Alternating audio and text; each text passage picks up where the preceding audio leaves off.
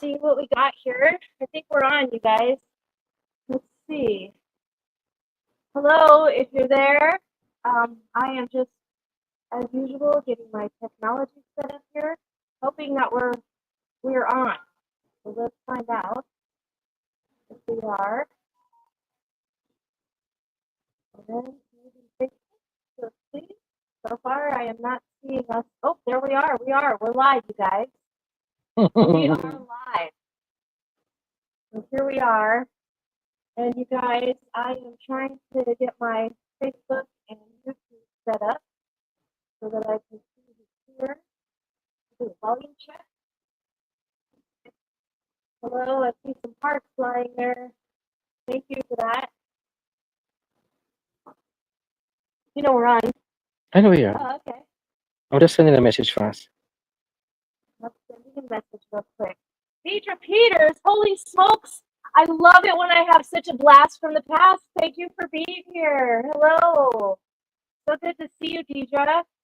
Deidre and I worked together quite a long time ago, almost 20 years ago in Texas. So it's so fun to get to see old friends showing up to our live feed here. And then this is going to take just a couple more minutes here. And I'm going to check our YouTube channel and make sure we're also live here on YouTube. So far, I'm not seeing our YouTube live. I'm going to shut this down and open it again. You guys, we're so excited to be here with Mark and Fabio, and we're going to get to talk all about our trip. It's going to take just a minute here before we make sure. Oh, there we are. All right, we have a lot of people here with us on YouTube. Thank you. Of course, Erica. Thank you, Erica, for always being here for these. And Tara, hello. Aruelio. I do have a lot of folks that new friends, new family members whose names I cannot pronounce. So I hope you guys will excuse me when I don't pronounce your name correctly. Thank you.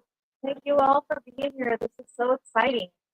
And you guys, as I read comments, I'll be reading comments from both YouTube and Facebook. So if you don't see some of the comments I'm reading, it's because it's probably on the other social media. Fabio, telefonio silencio, por favor. Obrigado.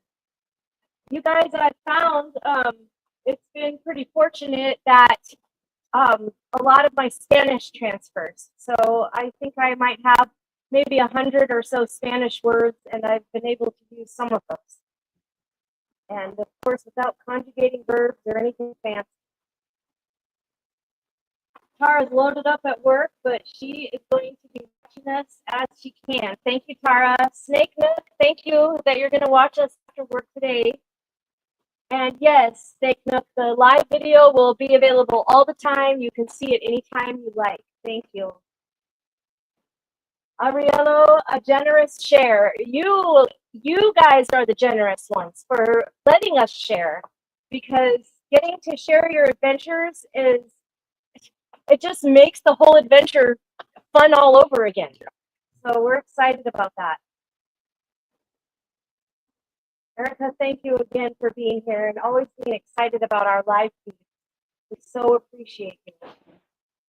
I'm just back in from lunch, sending us hugs. The sound is rough. Tara, is the sound still rough? I'm kind of hearing it on my phone here. Let's see how it's sounding. Let me thank you for telling me that. Let me just do a quick sound check. And Mark, the live videos always take just a few minutes to get going, so just bear with me here. Thank you. All right, you guys, I am going to, Golly, I hope that this all works out okay, what I'm about to do. And I am going to check that my Wi-Fi is on.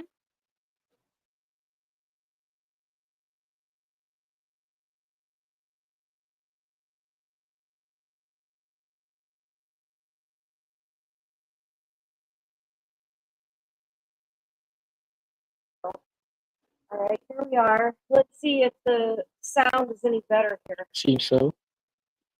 Did someone say something? I said something. All right, let's see, guys. Our sound is a little better.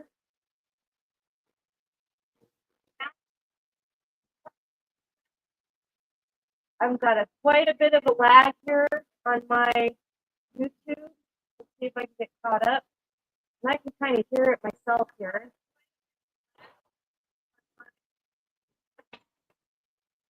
All right, so it's it's, it's still a little rough. You're right. Um, darn, that is not what I want. You guys, give me a little second here. Larry, hello, my love. Hello, lover. Larry's here from work, probably watching In and Out as we get the break. All right. Still a little trouble with the sound. Sorry, guys. Let me do one more little check here on our Wi-Fi. See what we have.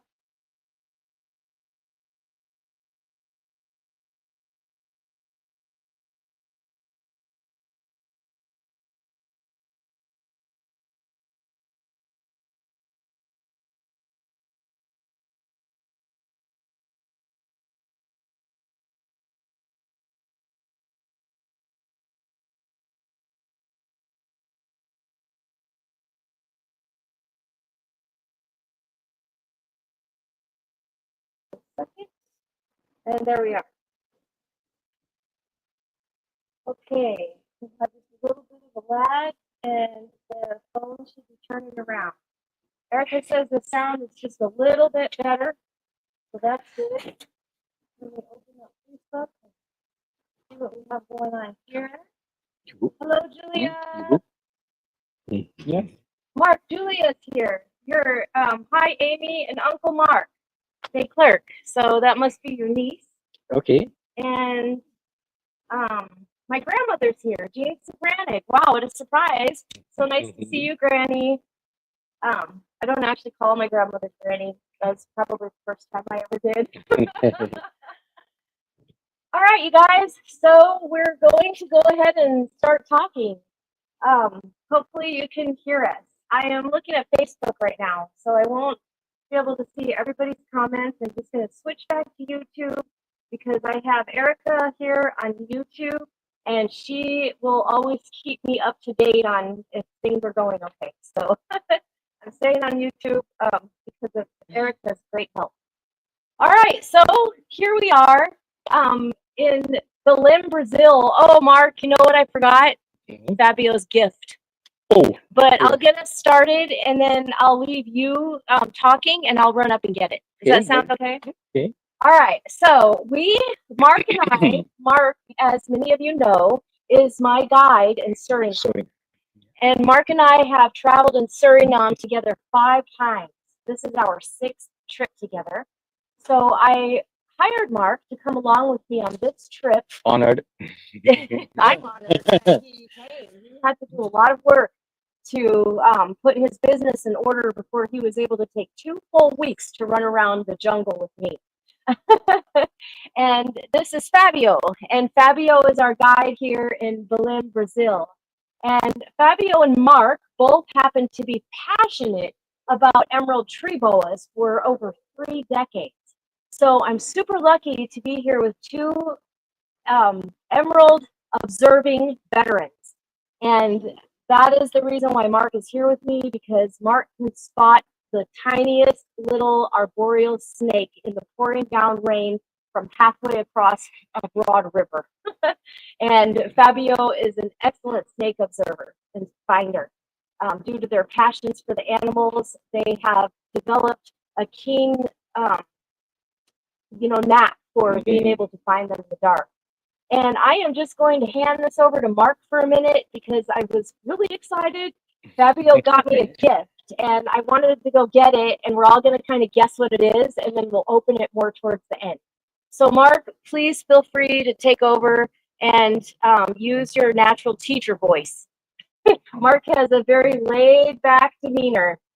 So I'm gonna pump him up to pick up the volume a little since we're struggling with our volume. Thank you. How's he bop? Hey guys. Hey. Um. Well, to start, I'm honored to be asked by Amy to come here to Brazil to look for the striped batisi. Um. I came here, so it's my first trip outside of Suriname, and I enjoy being here. It's very nice.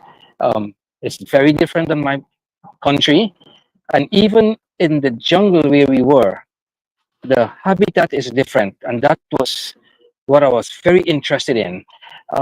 Where I live, it's a village up the Quarantine River in Suriname. The jungle is, I would say, it's denser. The trees are far higher. They are, I don't know how to say it, they are fatter, I would say, had a bigger girth, and it's really thick jungle. A lot of vines hanging from the trees. Okay, there are spots where there are not so much vines, but in comparison to the jungle here where we were, the jungle in Suriname is much denser. There's more vines hanging all over.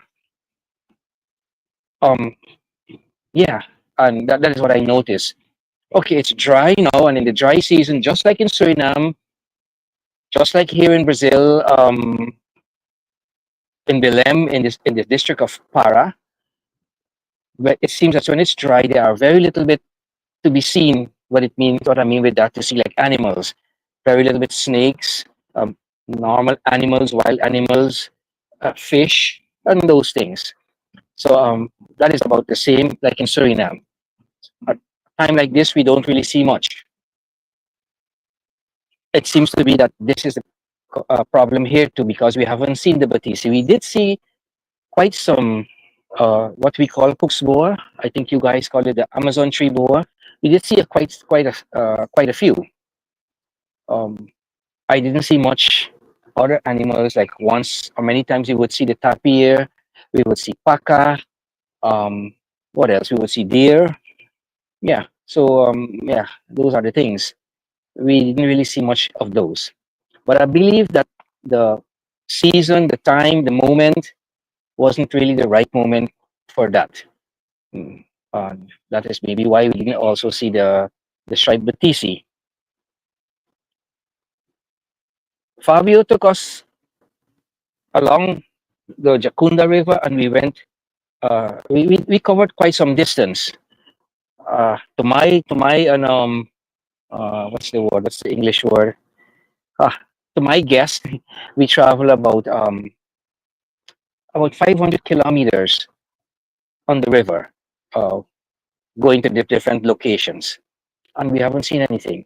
I was a bit sad because I really wanted to see um, a live striped batisi, and I haven't seen that. So that being said, I think I put extra energy, extra effort in trying to see one, but we didn't. Sad. And yeah, I don't know what more I can say. Okay. And let's see, Isa, yes, Isa's our friend from the small village that I told you guys we were going to talk about. And I don't know everything that Mark just said, but I heard when I left he was talking about habitat, and then he told you guys that we did not find the batisi. We have had a very dry year. This is the year of El Nino, and not to mention this month alone is a very dry month. We did not choose the prime time to come here. But we learned a lot. We got to know Fabio, and now we have somebody here in Brazil who we can come back as many times as we want to travel to the interior to search for the batisi. Taki? So I'm hoping very much. I have a plan to come back in April when it's supposed to be a really good season to travel again with Fabio. So before we move on and start talking about our friends, Isa and Isabella and all of our friends, and tell you all about the small village where we were, I want to show you that this morning Fabio brought me this gift. And Mark and I have been kind of guessing what it could be, and Larry has even made a guess. So it is cylindrical. The first question that both Mark and Larry asked is it heavy? No, it's very light.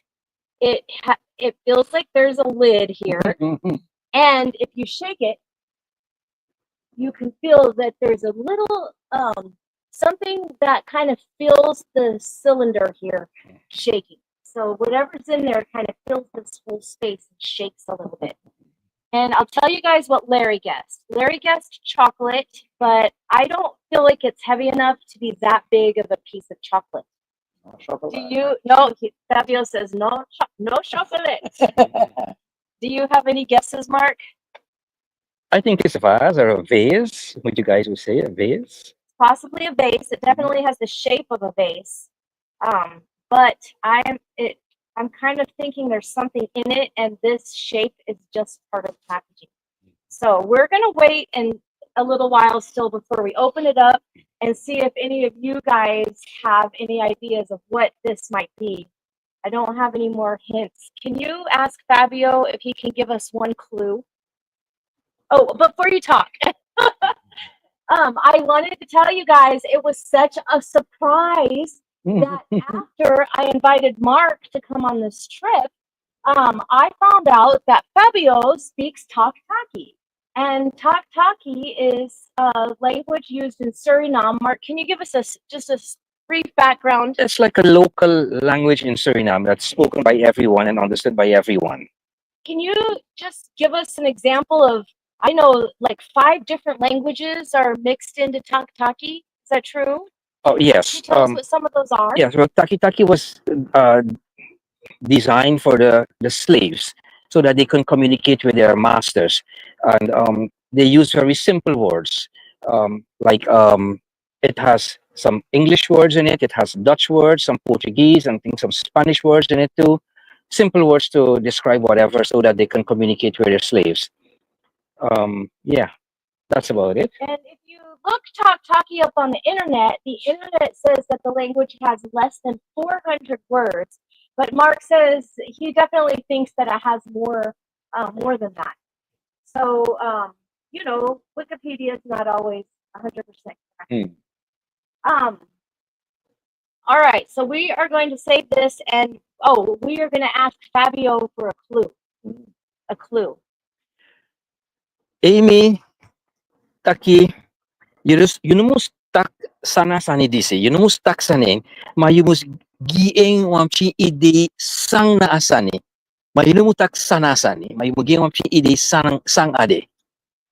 So now we put Fabio on the spot because he has to try to think of a clue. Yeah. And while he's thinking, you guys heard how many words Mark had to use to ask for a hint.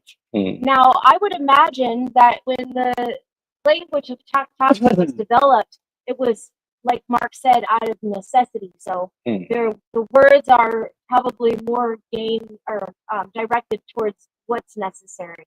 And how many times would somebody ask for a hint? So that was not as simple as just saying, "Hey, Fabio, can I get a clue?" So you have a clue? Hint? It's okay. You think, okay? You think. All right. Now, I am going to set this gift right over here, and we are going to... It may fall. It may fall.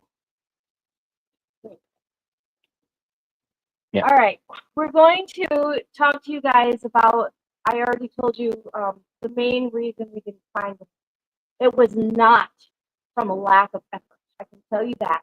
Because we're out there in prime territory every single night, 7 nights in a row.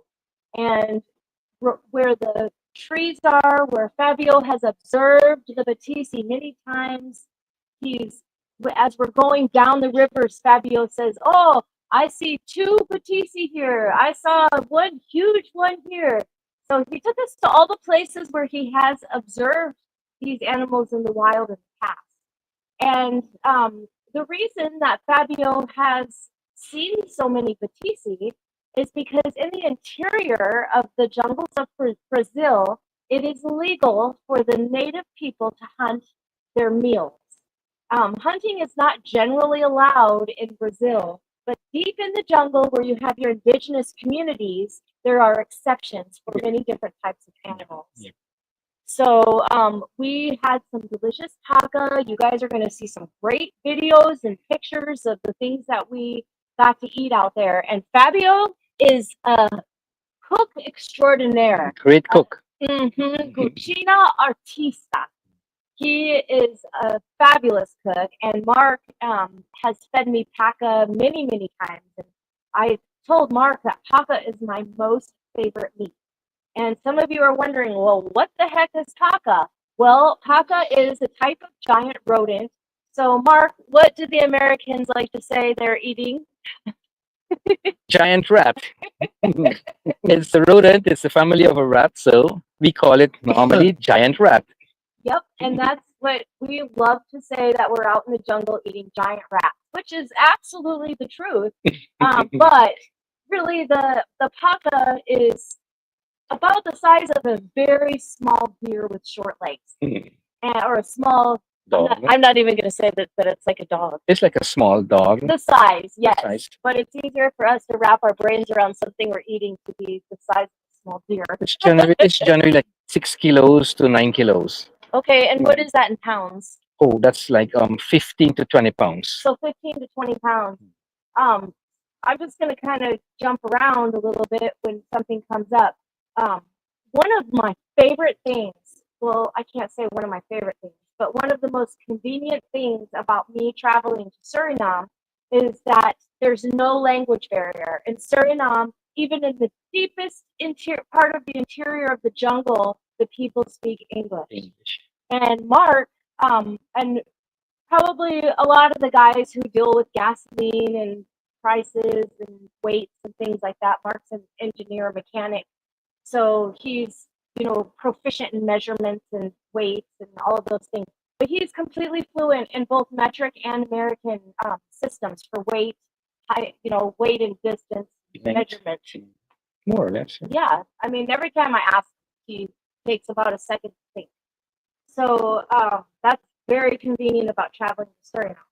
And here in Brazil, Mark and I have had some language barriers. It took us about more than 30 minutes just to communicate to a cab driver that we wanted to have dinner at a restaurant. And it was difficult until I saw an Uber.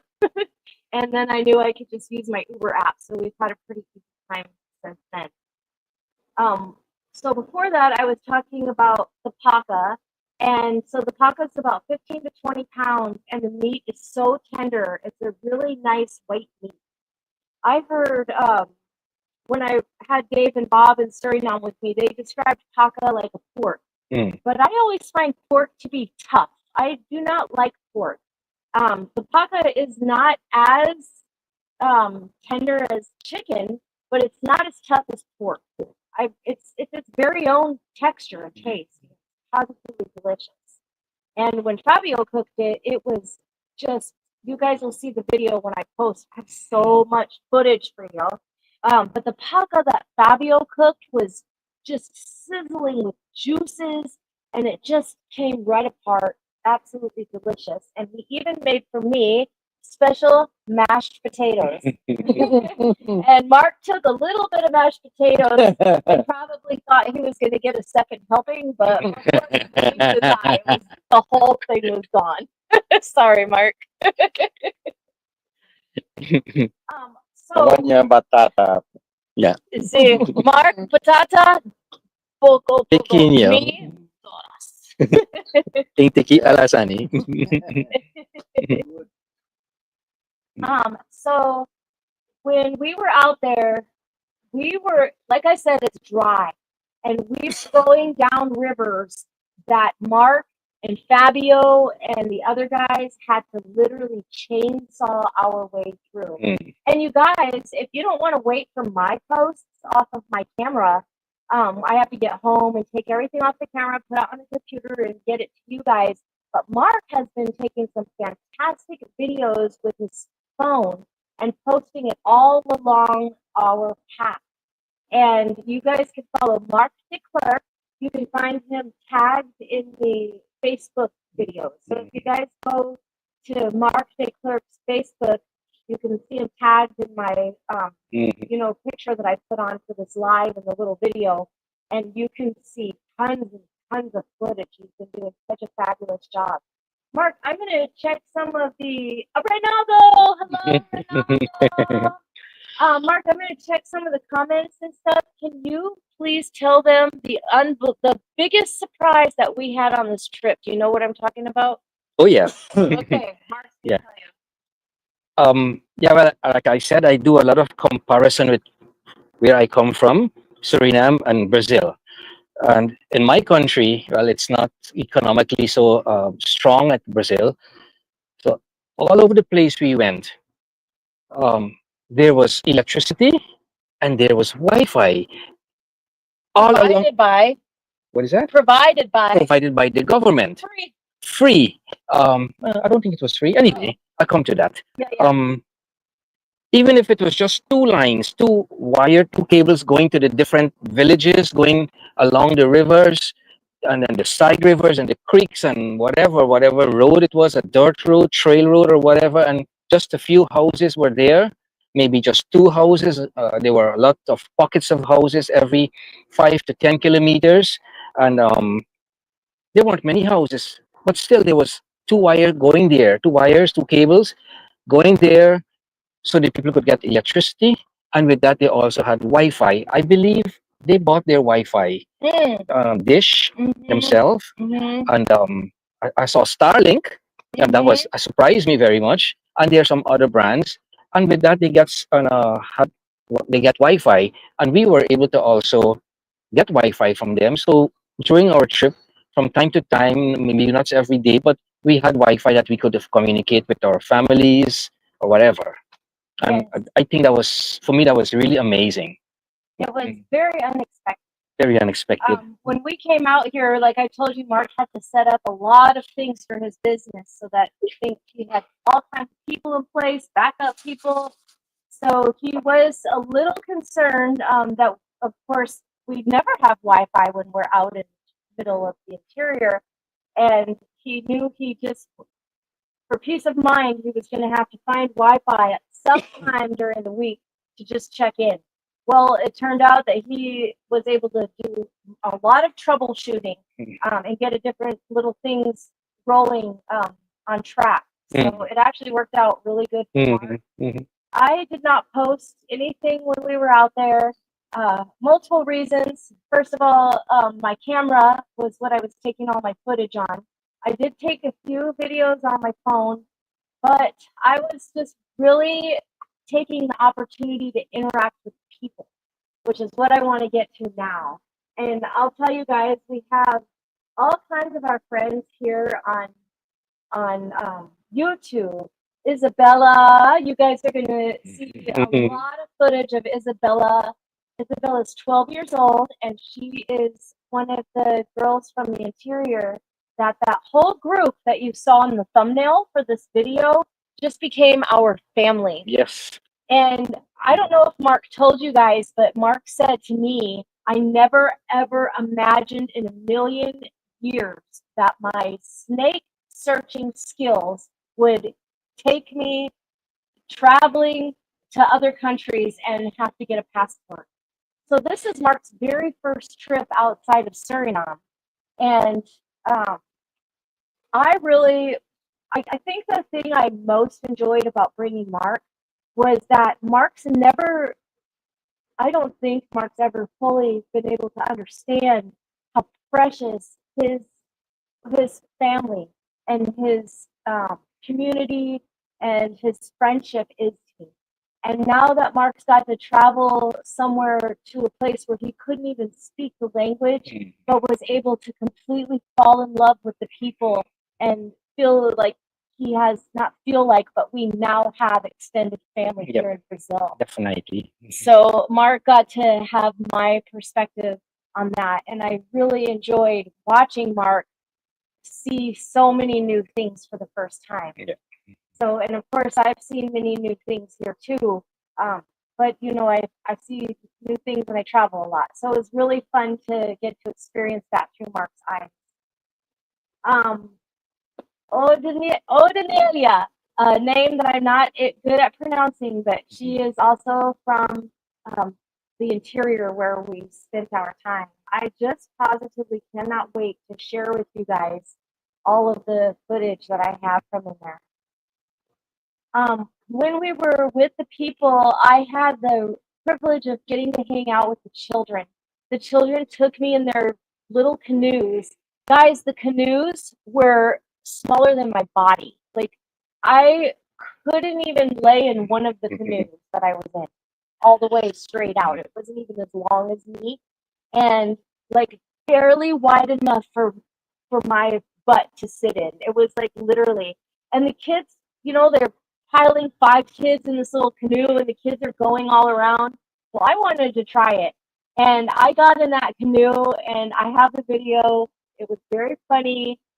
The kids are all watching me, and then you hear them going, "Oh, oh," and then they all start running out because my whole canoe filled with water, and I started sinking. And we spent, Mark, I have an estimate in my mind about how many hours we spent on canoes this week. Do you have a quick estimate what you think, and we'll see how close we are together? I think we did about 500 kilometers at And least, but about the time, I didn't really check that. okay, No, but it was going to the spot from Bayao to, it took us like 5.5 hours, and coming back also about that. And then during the week, we had so many canoeing. So I didn't really make an estimate of the time we were in the canoe, but the distance, we did about 500 kilometers, wow. And what is more that or in less. miles? That should be like on 300 miles, around that, 350 miles. Well, about 350 miles in canoes, guys. And for a lot of that ways, we chainsawed our way through Yeah. the river. And we chainsawed our way up during the day, and then we put hammocks up down at the end, and then came back all night long searching for the striped bikini. And I estimated over 50 hours. Wow, it's in the about that. boat, because if you, or even more than that, really, I think more.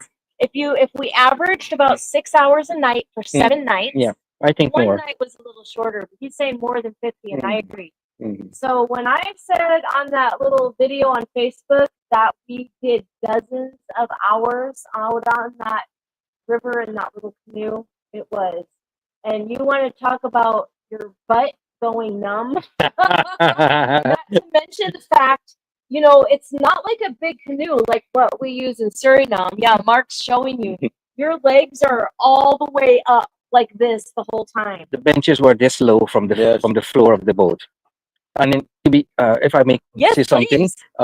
it's not the normal canoe that you guys might know out there. It's not a plastic boat. It's those dug out from a tree, from a log, and they dig it out and they make the shape, put it in the shape of the boat. There's one over there. So Oh, that, I think that would come out very handy. yes. And this is a reasonable big one. Yes. That's a big one. That's a big one, you guys. Ours was not that wide. It No. was not that No, wide. it was not that wide. So, but it was very shallow, Mm. and water got in it very deep. Oh, Janella. Oh, Dania. I don't have my glasses on. Oh, Dania. Hello, Odania. Odania asked me to say her name here. She asked me on YouTube, so I see that that was her that just gave a lot of hearts. I love you, Odania. I love you, Isabella. I love you, Isa. All of my friends there watching. So let's see what else.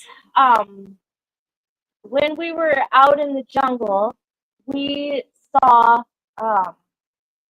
not a lot of animals. Not only did we not find the Batisi, but we also didn't really see a lot of anything else. We did see one small caiman. Very small caiman too. The whole time. The whole time. Mark saw its eyes. I didn't even see it because we were going by in the river at night. So what else did we see? A couple of night monkeys. Yes, I think I saw about three.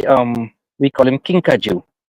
Kinkajou. We normally say it's night monkey, but it's not related to the monkey. It's I don't know which animal it is in which family, but we call its name is kinkajou. Maybe you guys can look that up. Yeah, we'll Kinkajou. have to look it up. Mhm. And again, I didn't see any of those. Mark saw 'em because, like I said, Mark and Fabio, they're shining their lights. I don't shine a light because too many lights. It's like too many cooks in the kitchen. Yep. So I don't shine a light, but I follow their lights and I'm looking at everything. And they'll catch something's eyes. They catch the eye shine, and um, and then they'll see it and say what it is. Yeah. But by the time we pass, even sometimes we stop and Mark's shining. See, look right there, look right there, and I don't see it. So that happens. What else? What other animals did we see? We really didn't see We very didn't really many. see much. We really didn't see. I saw a few birds, which Oh, I don't see in Suriname. do you know what they were called? One of them is the razor-billed curassow. Um, it's a family of the black curassow in Suriname. I saw a different species of toucan. I saw some wild ducks, and what else? Not really much. I only once heard a spider monkey calling, and I wasn't sure if I heard the brown howler monkey, but I did hear some kind of howling far away, but I wasn't sure if it was the brown howler monkey. Um, I haven't seen a monkey, a normal monkey. I haven't seen any. And even now, even if the weather is dry in Suriname where I live, we would have seen at least 100 monkey for the amount of distance we did, and we haven't seen any. So Fabio told me that the people has eaten them all. I don't know if it would change when the weather would change, but even in the dry weather in Suriname, we would have seen so many monkeys, and that was not the case here. Hmm. Um, Darn, I was just going to ask you to say something else. Oh, yes. Mark, we also discussed a theory that we had about the way the communities are put together in Suriname and the way they are here. Can you discuss that? Yep, sure. And I think that plays a big role on the ecosystem. In Suriname, maybe you guys can see here. I would like to show. In Suriname, where I live, it's the village of. It's known as Apura. It's in the district of Cabalebo. Cabalebo. And my village is Apura. It's really four villages very close to each other, and there's a road connecting all of them. It's Apura, Section, Wishabu, and Sun Landing. So we live in that community, in that area. And for hundreds of kilometers up the river, there's nobody else, no human settlement, so to speak, anymore. Even going downwards towards the coast, you won't find any human settlement. So the area around Apura, let's say around 5 kilometers out of Apura, you still see animals. There are some. You still see them at night or during the day. You would see monkeys. At night you would see the pacas. You get some deers to see, but not that much. But the minute you pass 5 kilometers and farther, it's like you start seeing, especially at night, more and more and more animals. The amount become denser. The population become more and more. And that's not the case where we were. We were mainly in the Jacunda River, Rio Jacunda. And what I've noticed that there are pockets of small communities along the way every 5 or 10 kilometers. I would say like every 3 to 8 miles, 3 to 7 miles, something like that. So those people go out hunting day and night, catching fish, foraging, and they would kind of use up all of the animals and fish and whatever that is in that stretch between those two villages or the villages. So it's like along the banks of the river up to like a few hundred yards in, they would normally hunt up to like say about a kilometer or a mile from the river, go up into the bush on the banks. They would hunt, and there are many of those little pocket communities. So I don't know if because of that they have, let's say the way Fabio put it, they have eaten everything. I don't know if that's the case, but I want to believe that. And that's why I would like to come back in the rainy season, because I know in my place when the rain starts, it's like a carnival. It's like a animal festivity, because all over you would see animals. You see birds. There are so many fishes or fish. There's so many animals to be seen. Monkeys, all of the stuff. Snakes. But that's not the case here now. So I would like to know if it is like that. If there would be like an animal carnival in the rainy season here That would be very Para. interesting. That would be interesting. So Yes. at least I would like to know that. I would like to know that too. Mm. You guys, I just realized that I think when I went upstairs to get Fabio's gift, my microphone was turned off. So I just turned my microphone back on, and I hope that really helps. Now I want to address one of the comments that Saran made, and I'm on YouTube right now, but William Blake, I noticed you're here on Facebook. Hello, thank you for coming. Saran suggested that maybe because of our chainsaws, the animals were hiding, but that's not the case. Because we only had the chainsaw going on one particular river, and that was just one day. Yeah. And also, like I said, we chainsawed our way up, and then slept it for hours and hours, and then came back down the river. So we don't think the chainsaw affected the animals at all. That was only one chainsaw. Where I live, there are hundreds of chainsaw. Yes. Hundreds. There are so many chainsaw all over in the bush. There's logging is doing very much where I live. I don't know if I have those photographs to show you guys in my phone, but yeah, it's kind of disgusting for me to see how much logs, trees is being cut down to sell.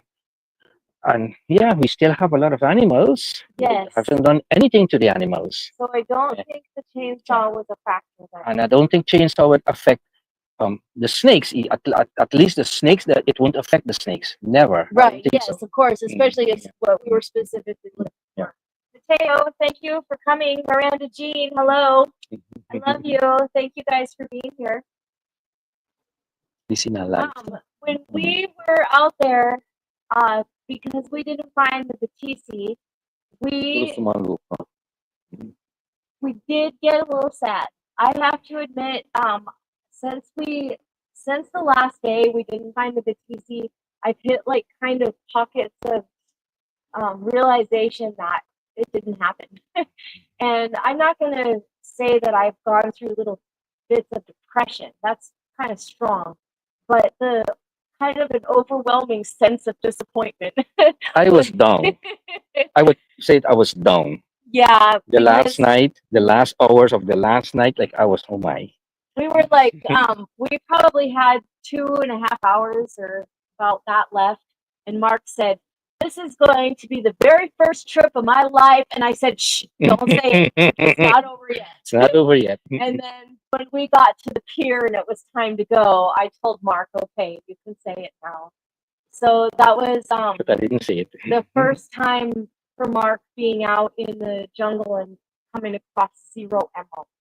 Because as you guys, those of you who know about my trips to Suriname, Mark is an emerald finding extraordinaire, and we always find plenty of emeralds, even in the worst dry season when there were fires everywhere. It was completely dry, September, or no, that was February. Mm-hmm. It was a really rough time, and Mark still found an emerald. And at that time, in Suriname, one of the big differences is that exportation is illegal. Mm. So you have your hunters and your trappers, and even just people in the village who the hunters and trappers bring snakes to. Mm. And those animals, you guys have seen my videos. We collect those animals and take them back out to the forest. Well, here in Brazil, as Fabio has made sure we know, when you find the Batisi, it's for observation only. Yeah. So in Brazil, we don't get to take the Batisi and play with it and, make all kinds of videos. We would have the opportunity to just observe the Batisi. And so even if we had found the Batisi here, my videos and pictures would not be so extraordinary like they are in Suriname. But we would be able to hold the animal in the spot where we found it and observe it, you know, check the size and check the demeanor of it, and then put it right back up into the trees. So when we come back in April, I hope. Well, I don't have to hope. I know that in April there are going to be the TC out there.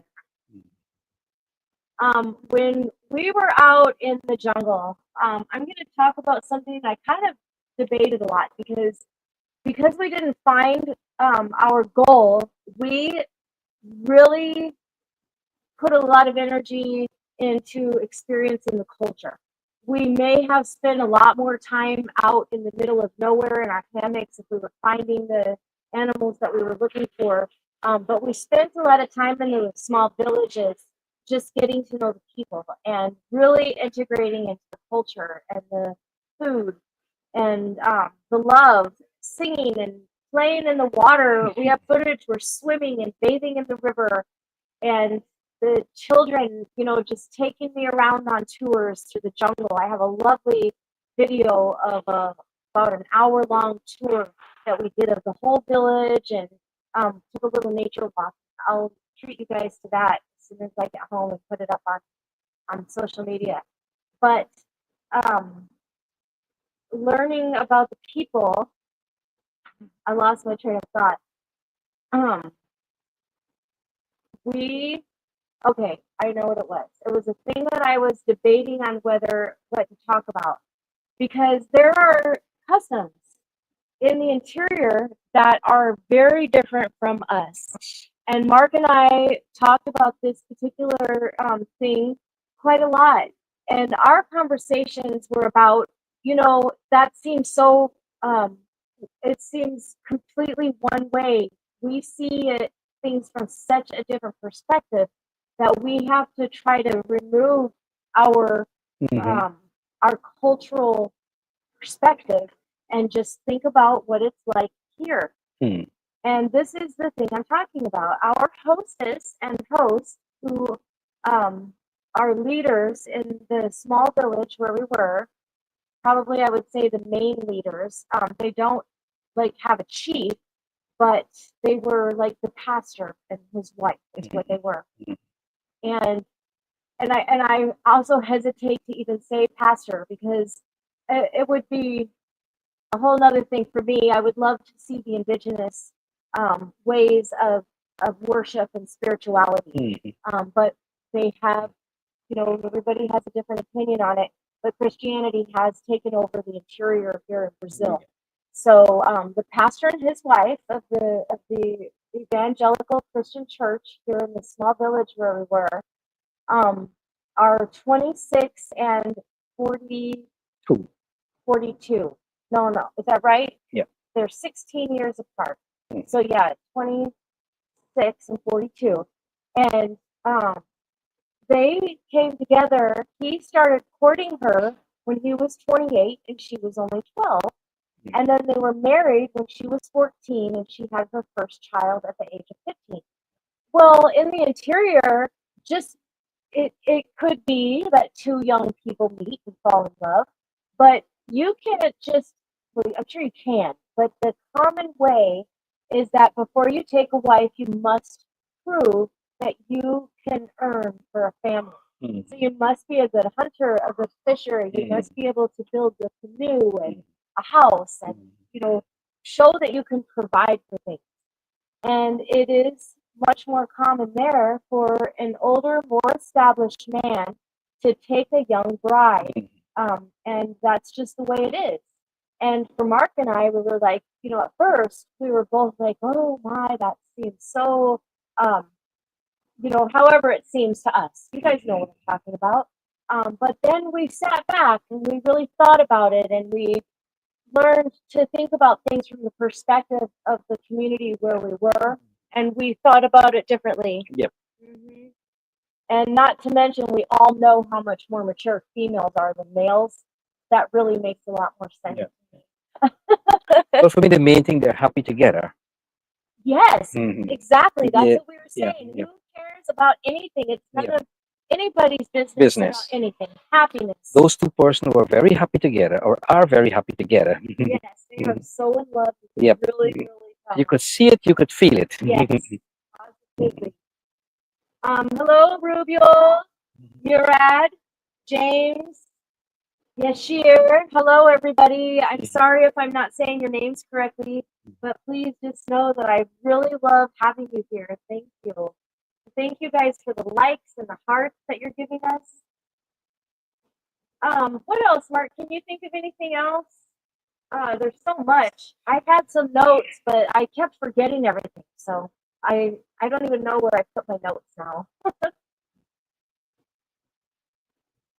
I don't know, like what to say. There's so, but it was a really wonderful trip for me. It was really nice. It was nice knowing Fabio, and Yes. and I'm here in Brazil for the first time, and I compare the people here in the city. They are much like the people in the city of Suriname too. They're very individualistic, doing their thing, don't really, you know, communicate much. But out there in the interior, the people were so happy to act, to see us, to welcome us, and for us to be part of their community. Yes. There was a little girl standing there at the door, and she was just welcoming us in. Say, "Come on in," and it was like so. Wow, it was She nice. had a whole speech when we came up to the canoe. She was she about 7 years old, wasn't she? I think she's 6. 6 years She's 6. old. Duda, oi Duda. Yeah, yes. Her name's Duda. And when we arrived in the village, she was standing in the doorway. We have no idea what she was saying, but I'll tell you about how I think it was going. Hello, welcome. Thank you for coming to our village. We invite you into our Come house. in, come and we in. just love having you here. Welcome, welcome, welcome. Yep. And she just had a big smile and so animated with her whole little speech. It was precious.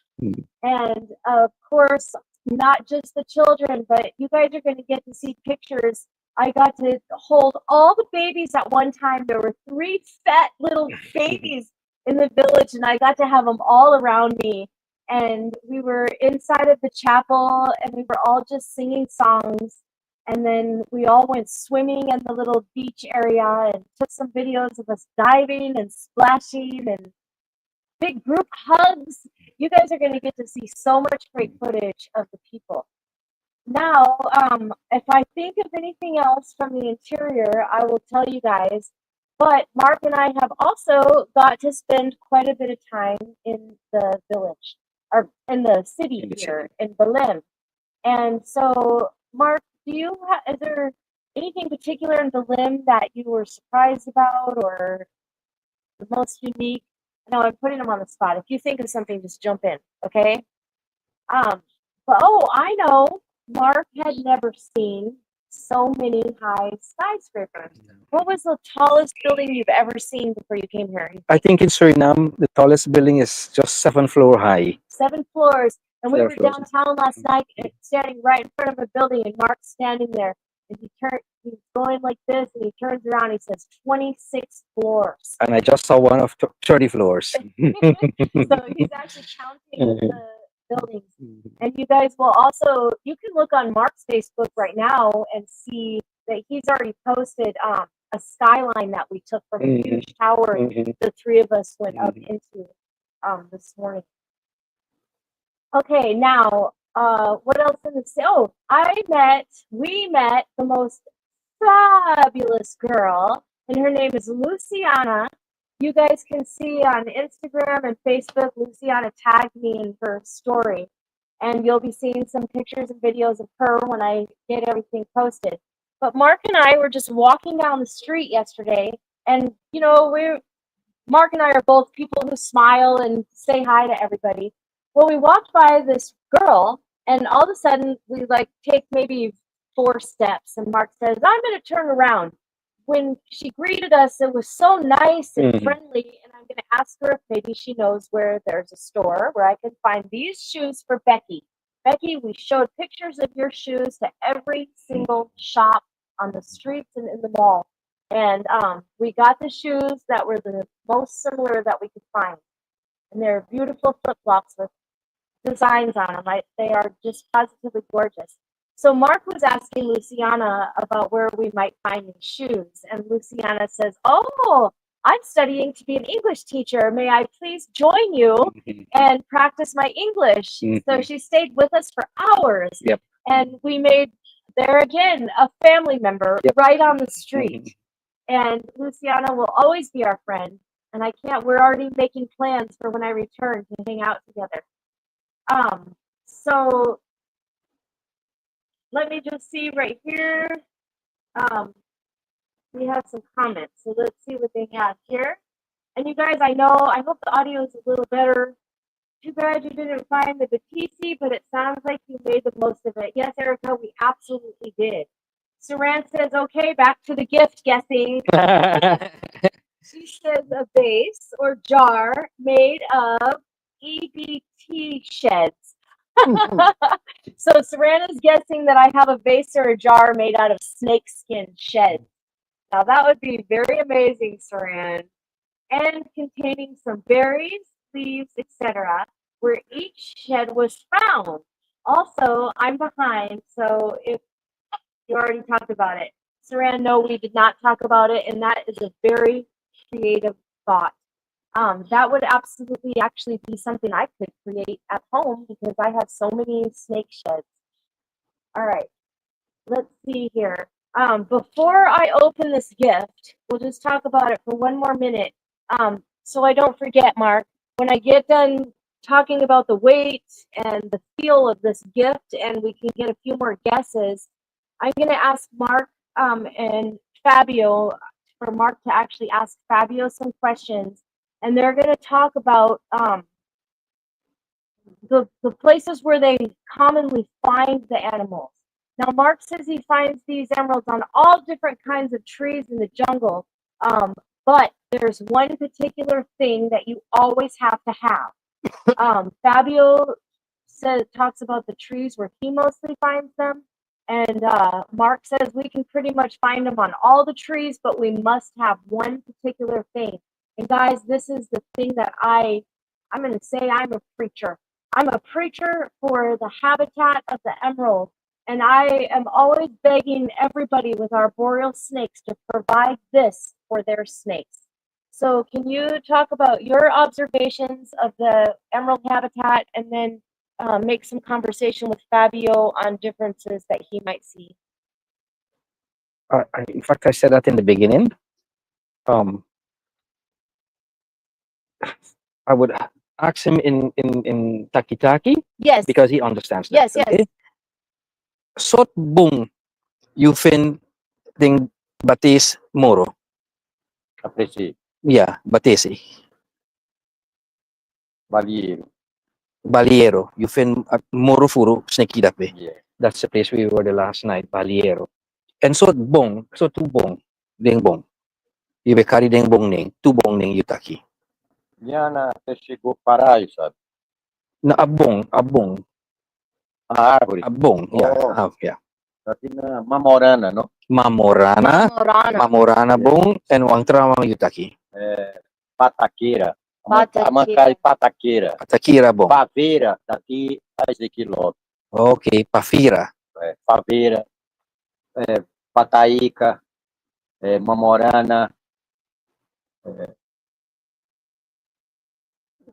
Es todas fruta? Sí. So Fabio is saying that the different types of trees that he mainly finds clusters of these trees where he observes the batisi are trees that grow different types of fruit that the rats and the possum and even the birds eat. Yep. And we,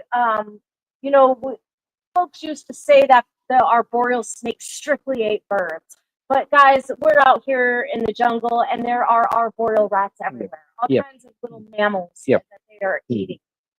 So we're looking in fruit trees in order to find the snakes because the tree provides comida de rata, and the rata is comida de cobra. Cobra. Comida de cobra. See, and in Portuguese, the word snake is cobra. Cobras. Cobras. Cobra. See. Now, Mark, as far as my preaching goes, what is the number one thing you must find mixed with the trees in order to find emerald tree boas? Like I said in the beginning, the habitat along the rivers there where I'm from has a lot of vines, very thick. And I notice most time when I find the snakes, it's in those areas where there's a lot of vine and the snake is hanging from the vine, and it's like most time it's the head is down.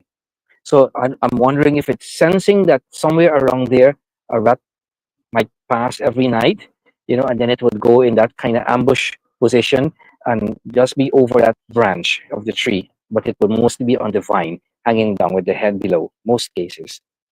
And when we pass by a place with lots of vines hanging down, Mark's going like this. This is it. I like this habitat. This is perfect habitat. I just want to go back. I see Mateo Canales. You guys, Mateo is one of my very best friends when I was 10 years old. And here he is on our Facebook Live here. And we've got the opportunity to spend some time together in the last couple years and hang out. So it's Poi fare artesanato. so cool to have my old friends here, you guys. Thank you. No? What? He's asking me how I name something in Suriname, Oh, but okay. I don't know what he's saying. Oh, I don't know okay. the name as he's calling. And they don't have full communication in Taki. Masanasani. Aqui, you see, na uma. In English is a gift, Yes. present. But he's trying to give me the hint. Oh, he's trying to give the hint, but he doesn't Yes. have enough words in Taki to actually what- give the oh. Uma. Goma, No goma. woman, Woman. Wama. Mas- Woman. No, mulher. Me, Mulher. a lady. See, a lady.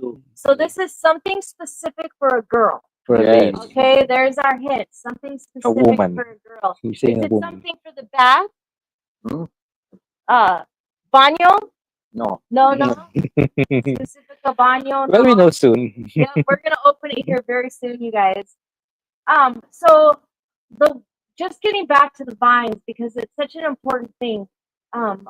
We have so many keepers of these emeralds in captivity, keeping these guys on sticks, like very commonly kept on a PVC pipes, or which are very smooth and don't give the animals something nice to grip on. And I see a lot of people with just wooden dowels, just a plain piece of wood in there. Guys, these animals are wrapped around very small vines, very small branches, and they're slithering through the vines at night. They do not stay on one branch day and night. They're out there. Yes, they're ambush animals, but they also forage. They move great distances to get to a good ambush spot. So a vine system is very important. Yeah. Because just say it's pretty common for a keeper to have a 2 foot by 2 foot by 4 foot enclosure, and then just have a couple of holes in there. But how easy is it to take soaker hose or natural branches and just fill that space and give those animals? They like to slither in and out of those spots, and you guys can look at my stuff and see my animals use all of the vines I provide them, which is a lot. They are ambush predator, but they move around to sense by using especially their tongue to know if a rat is active in that area. So if they catch that rat and it's time to eat again, they would have to move. And they don't stay at one place all the time. No way. They do move. Yes, they absolutely do, and they like to move around. Yeah. I forgot when I mentioned Mateo, my old friend from 5th grade. I saw his comment here when we were talking about how welcome we were in the village, and he said, "Good people are welcome everywhere." So thank you, Mateo. Thank you. Yes, we appreciate that. Calvin Jackson says, "Greetings. Thanks for all the nice pictures and information about the places you all visit. Feels like I was there. Thank you. I'm so glad, Calvin. I can't wait to get all the stuff posted that I have here. Jerry Lane, my old friend from middle school in Tucson, hello. And Jan Musfar. And Dig, Deej. I'm sorry, I'm not great at pronouncing all the names, but I sure do appreciate every single one of you who are here with us. Thank you. All right, so who is ready to see what is in this? This is Specifica para Não, não, Chica. não. No, Não no. para. Não, uma mulher. O Mhm. presente é uma mulher. Uma Roma. Não? One woman, one vrouw, you for Não, diz uma Frau. He says Disse não, uma Frau. he says it's a lady. It's something to do with a lady or something. Well, we'll see. We'll see. Ah, You guys, We'll see. let's see. Now, if you know me, some of you do. Miranda, I know, knows me very, very well. Mateo knows very well. Some of you on here know that I am a fanatic about art sculptures of ladies. I love all of my art to be of nude ladies. não é artesanato, tá? Um artesanato. Menino sabe. Tá? And the hint that he just gave us, kind of sounds like it could be that. But there's no possible way Fabio would know my preference in art. Mhm. I do not think. He's that much into watching my YouTube stuff to know what kind of art's in the background of my live videos. All right, you guys. Here we go. Look at this. No. Yes. Oh, okay. Oh. Oh, look at this, you guys. That is beautiful. It's an angel. Yes. Oh, yes. You guys see here? Very nice, Fabio. And you guys, we know that this was all hand knitted by somebody who took the time to just knit all of this.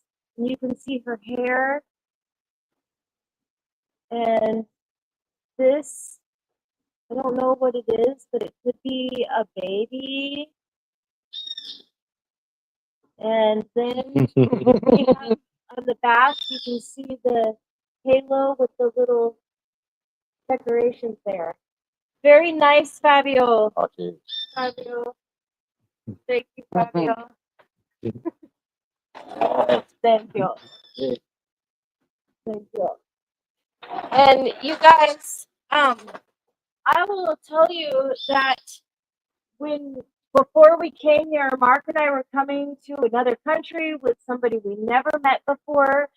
And, we were unsure about how things were going to go. But then. Can I see it? Yes. But then once we got here and we met Fabio, Mark and I both just fell in love with Fabio. Yeah, definitely. Yes. We just kept saying how he's so gracious. Such a great host. Constantly. You okay? Amy, you okay? Amy, Mark said he's going to stop even saying that he likes anything. Because every single time Mark's like, oh, look at that fruit. I like that fruit. Fabulous. Telling our taxi driver, stop the car. And he's getting out and goes and gets whatever it is that Mark wants. Looks like a nun. Yes. Almost like, I was actually thinking like Mary and Jesus. Yes. Oh, yes. Okay. Yes. Tá com uma mulher. That was the hint. Okay. He was probably trying to say something about like a virgin mother. Yep. Okay. Okay, so yes, Mary and Jesus, very precious. Thank you. And you guys, this is a very sacred symbol here in Brazil. In Brazil. Mark and I observed a lady at breakfast yesterday. There's a statue over by where we were eating of Mary and Jesus, and the lady kept kissing her hand and putting it on the statue over and over again, and then stopped and took pictures, and it was just a small statue. Mhm. So this is a very precious symbol here, as it is everywhere. But you guys, a lot of you know that in the South American culture, it is very prominently sacred, a lot more than what you just commonly Yep. see at Mhm. home. Especially Catholicism is very strong Yes, in Brazil. yes, Mhm. yes. You guys, I don't know what else we could talk about here. Let me just see. I would say jewelry, but it's too big. So that was when Erica was still guessing what was in there. Yes, Erica, I thought that too. I was also thinking maybe some kind of bath soap or perfume or candle. So this is a very, very nice gift. Let's get back on Facebook here and just see. Nan, hello, Nan. Thank you for coming. You might not know you just friended Carolyn Powell, and that's Larry's mom. Oh, that's Larry mom. Yes. Oh, I thought it was your mom. No, that's Okay. Larry's mom. And also, Larry's mom had said that she was looking all through your Facebook and Mhm. Becky's Yes, Facebook, yes, I saw that. and she'd always wanted to know what an almond tree looked like. So Becky had posted an almond tree. So she got to see that. We don't have almond tree in Suriname. Oh, Neither there. what do you have? But there are certain things, plants, trees that we have there, and I don't know how the name get get over there, but we would call a tree something that looks similar to the real stuff, Oh, I like see. cherry, but it's not cherry. It's I think it's ceres or something like its name when I look it up on the internet. But we would call it cherry, and same goes for the almond. It's not the real almond tree, but it yields a fruit that has the shape of an almond, but it's not almond tree. And so we just call it grow up from child knowing that it's the almond tree, but it's not the almond tree. Okay, Yep. Nan, so that was not the actual, like, real almond tree. Mhm. That was what they call an almond Yeah. tree in Suriname. And there are many type of apple which is not family to the apple you guys know about, but we just name it apple. Different rose apple and whatever, pear, pomerac apple. Those are some of the names, but it has nothing to do with apple, but maybe just the shape of the fruit, and we give it that name. Yeah. Very good. Mhm. Just really quick, back to Fabio. When we arrived here, Fabio has been with us from the moment we Mhm. landed on the airport. Mhm. He Mhm. collected us from the airport. He's been with us eating and of course all through our jungle adventure, and has today we went around to the two different zoos, Zoos. botanical garden zoos, and we had some pizza. He did have a family emergency yesterday that he tended to. So Mark and I were on our own for a few hours, Mhm. and you leave a couple of folks on their own for a couple hours, like us, and we ended up wearing Viking hats, fighting with wooden weapons, Weapons. and eating Viking burgers. So I was able to take Mark to an American restaurant here in Brazil. Brazil.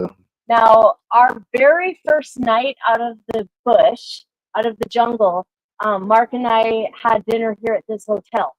Well, it was delicious, but we wanted to sink our teeth into something, and this is a very nice hotel. So it was like, eat your meal with a fork and a knife and little bites, and it was more about presentation than food.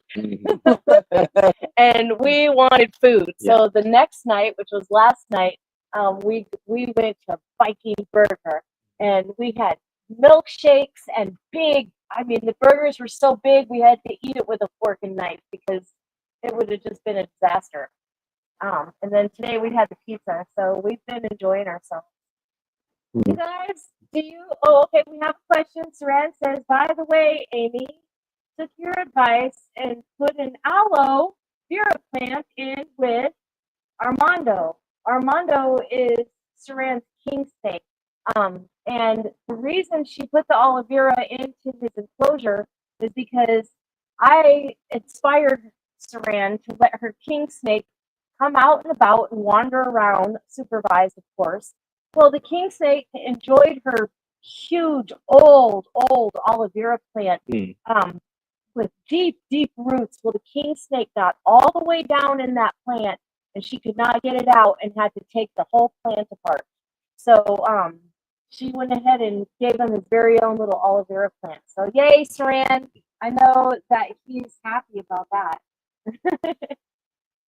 You guys, thank you so much for being here with us. We've been on for 1 hour, 15 minutes. Robert, thank you for being here. Morgan, Wesley, thank you so much. You wanna You guys are amazing. you wanna talk about the locals out in the interior treated me? Surprised about Oh, what I can yes, do. yes. Oh my gosh. that was on my notes. I don't want to talk No, about no, I know. Actually, I'm glad Mark brought that up because like I said, I had some notes somewhere upstairs that I cleaned and repacked, and I couldn't find them before I ran down here. But one of the main points that was on my notes was, you guys, like I said, I hired Mark from being my Suriname guide, hired him special to come here to Brazil with me because Mark is an extraordinary snake finder. And we're out there in the boat, and Mark's finding snake after snake after snake, and he can smell the paka, he can smell the pigs. And in Suriname, like Mark said, the booty is plenty. By booty I mean the goods out there in the jungle, the animals that you can hunt and find. They come back with humongous coolers full of food. Well, here, you guys, their boat isn't even, the canoes here are maybe 75% of the width of one of Mark's coolers. And they just were amazed by Mark's skills, his hunting skills as a hunter, his ability to spot the snakes. I would say that Mark probably found about 95% of the snakes that were spotted out there. And there were tons of, everywhere you go in South America, you find tons of Amazon tree boas. In Suriname, they're called Cook's boas, and here they're called Cusco boas. So when Mark's out there in the front of the boat and he's shining and he sees the eye shine of the snakes, he's spotting that eye shine one right after the other. Where some of the other guys, are still wondering if maybe some spider eyes are snake eyes. So that, there were some things that really surprised us. Not to mention, excuse me, not to mention the fact that when we were out on the rough water, and chainsawing our way through the river, you guys are going to see a lot of footage I have of Mark sitting at the front of that boat with his paddle, getting us just troubleshooting all along the way.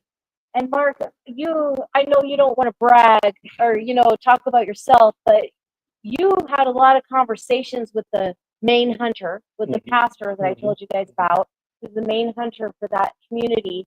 And that main hunter was extremely impressed with Mark's abilities.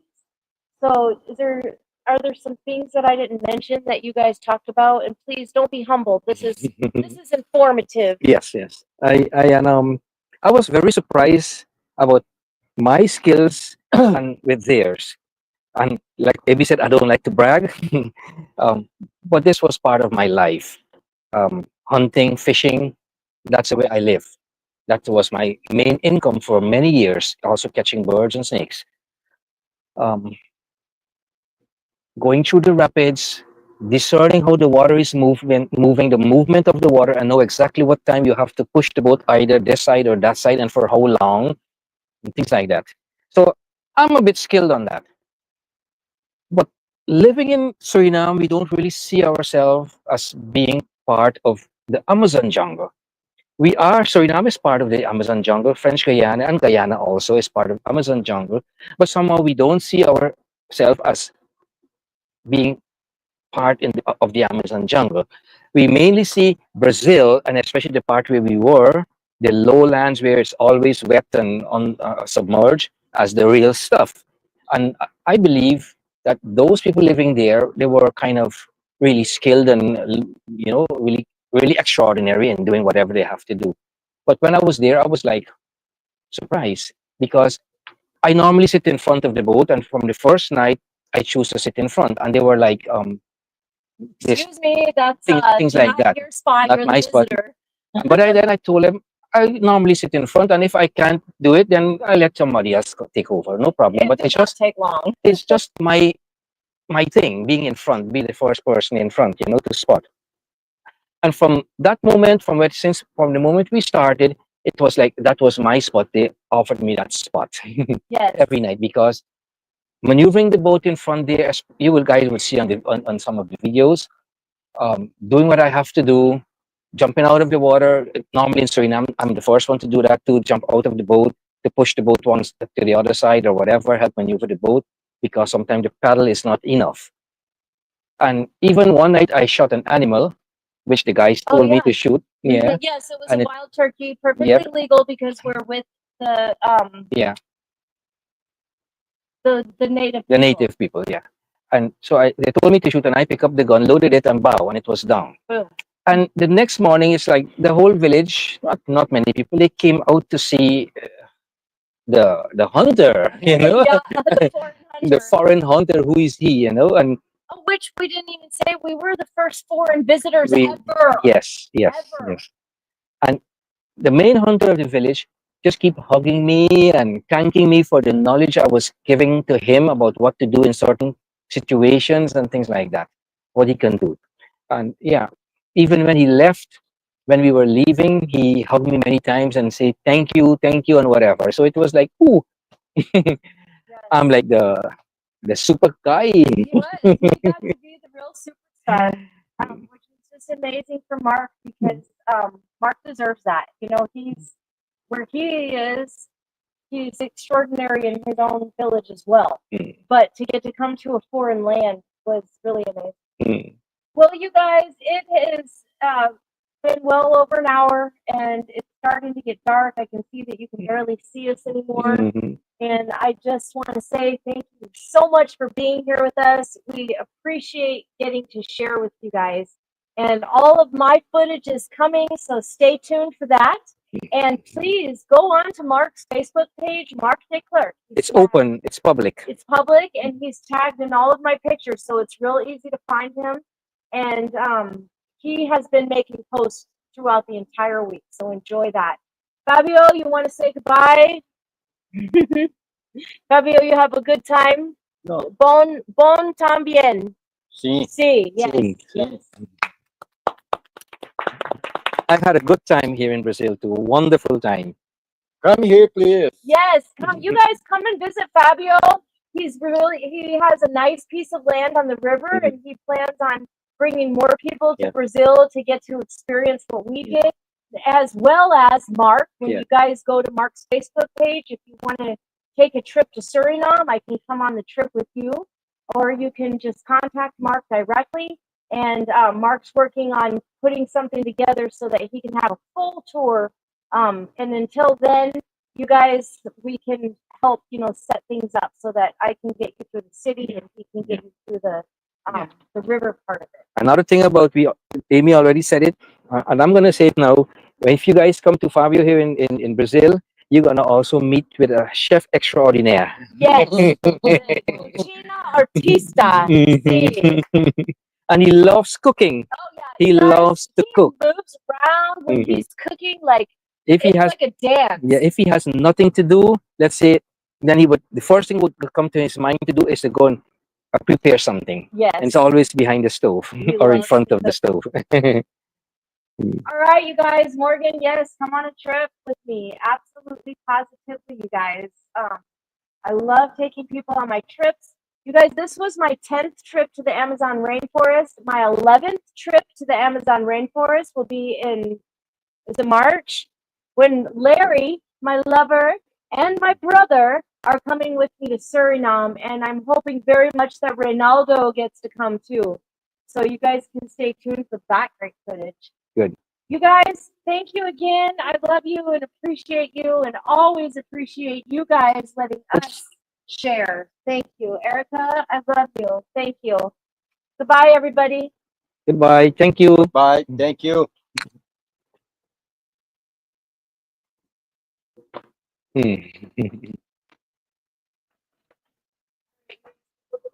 a second while I end